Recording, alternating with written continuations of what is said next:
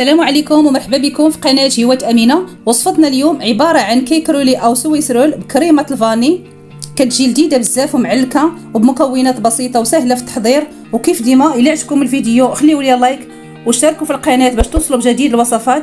دابا إن شاء الله غنمشيو المكونات والطريقة ديال التحضير. بالنسبه للمكونات البنات كنحتاج هنا 5 ديال الحبات ديال البيض كيكونوا بدرجه حراره الغرفه، 120 غرام ديال السكر حبيبات، واحد الساشيه ديال الفاني، واحد بيكن باودر 8 غرام، 120 غرام ديال الدقيق نوعيه ممتازه، وقبيصه الملحه، وقشور الليمون او البرتقال. اول حاجه غادي نوضع البيض ديالنا في الاناء، وكنأكد دائما يكون بدرجه حراره الغرفه، وغادي نضيف ليه قبيصه ديال الملحه،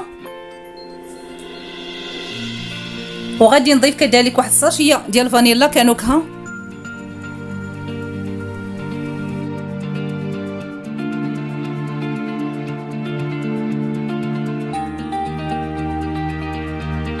وغادي نضيف 120 غرام ديال السكر حبيبات او السكر سنيده. صافي، وغادي نخلط المكونات جيدا بالخلاط الكهربائي. كنأكد على الخلاط الكهربائي في الجينواز باش كيضاعف لينا الحجم ديال البيض 3 المرات. صافي، وغادي نخلط الخليط ديالي مزيان حتى يضاعف ليا الحجم ديال البيض ويتقال ويولي اللون ديالو ابيض كما كتشوفوا، كيجي على هذا الشكل هذا. ودابا غادي نغربل الخميره اللي الوزن ديالها 8 غرام، وغادي نغربل كذلك الدقيق 120 غرام. بالنسبه للدقيق والخميره ضروري ما نغربلهم باش كنتفاداو دوك التكتلات اللي كيكونوا في الخميره والدقيق. ودابا غادي نضيف مبشور ليمون الحامض للخليط. صافي، وكنضيفوا الدقيق على دفعات وحنا كنخلطوا من الاسفل الى الاعلى باش كنتفاداو نهبطوا داك البيض اللي ديجا طلعناه. وبالنسبه للاخوات اللي بغاو يحضروا الجينواز بذوق الشوكولاته، يمكن لهم يحذفوا معلقه كبيره ديال الدقيق ويعوضوها بمعلقه كبيره ديال الكاكاو تكون عامره. صافي، هنا كنضيف الدقيق على دفعات وانا كنخلط من الاسفل الى الاعلى كما كتشوفوا على هذا الشكل هذا. صافي، ودابا غادي نضيف الدفعه الاخيره ديال الدقيق وانا كنخلط في نفس الاتجاه حتى كنحصل على واحد الخليط اللي هو متجانس. ها نتوما كما كتشوفوا القوام ديال الخليط ديالنا كيجي على هذا الشكل هذا. دابا غادي ناخذ واحد اللاطه اللي ديجا دهنتها بالزبده وفرشت ليها ورق الطبخ، وغادي نفرغ فيها الخليط ديال الجينواز كما كتشوفوا. كنحاول نفرغو.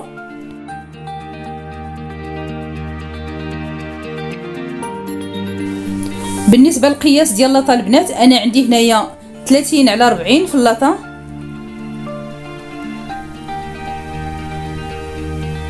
صافي، وغادي نحاول دابا نقاد الخليط ديالي ديال الجينواز في اللاطه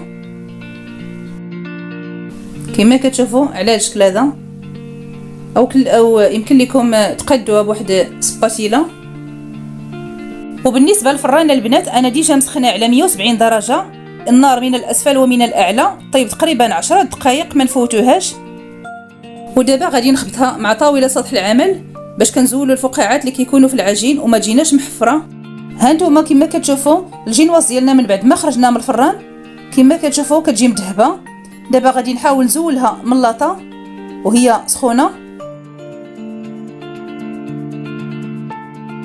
دابا البنات من بعد ما زولت ورق الطبخ الجينواز غادي نحاول نلفها وهي باقا سخونه.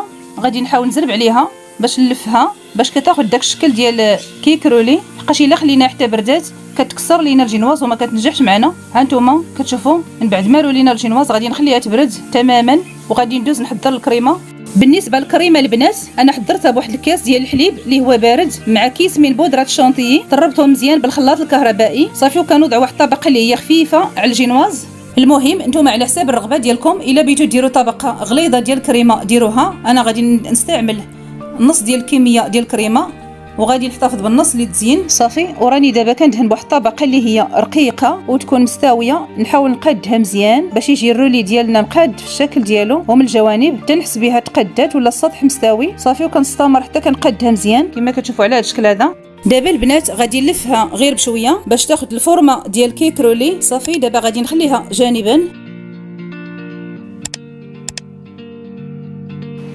دابا البنات من بعد ما رولينا الجينواز وملأتها بالكريمه، غادي نحاول ناخذ الكريمه المتبقيه وغادي نزين بها الكيك ديالي. كما كتشوفوا كنحاول نزينو بواحد السباتيلا باش كيعطيني واحد الشكل اللي هو زوين.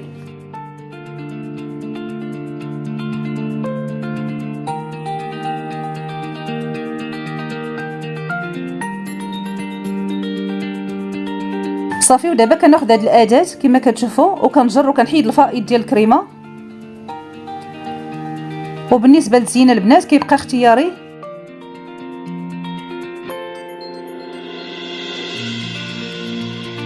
صافي، وكنحاول ندوزها على جميع الجوانب، وهذا مجرد اقتراح.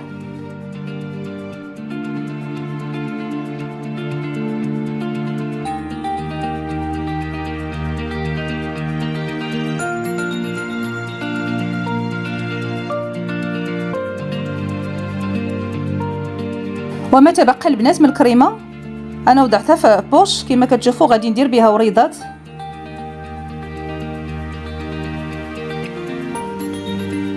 كما كتشوفوا على هذا الشكل هذا. وبالنسبه للتزيين كيبقى اختياري دائما.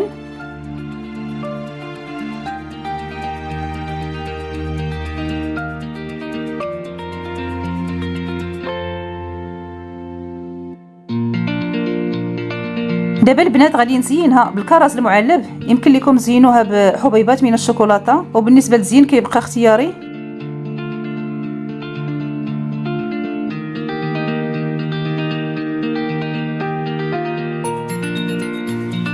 وغادي نزينها كذلك بشويه ديال الكاوكاو اللي مهرمش ومحمر في الفران.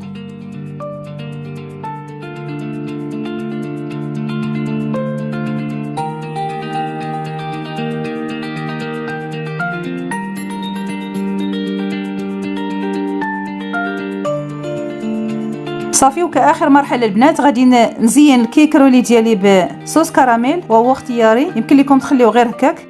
ونحاولوا ما نكثروش البنات، نديروا غير رشيشه خفيفه بحال هكا جميع الجوانب باش كيعطي واحد الشكل اللي هو زوين. وكيكون هذا هو الشكل النهائي ديال سويسرو اللي حضرت معكم. كنتمنى الوصفه ديال اليوم تعجبكم وتجربوها، وما تنساوش تشاركوا في القناه وكذلك تضغطوا على الجرس باش توصلوا بجديد الوصفات. والى وصفه قادمه ان شاء الله.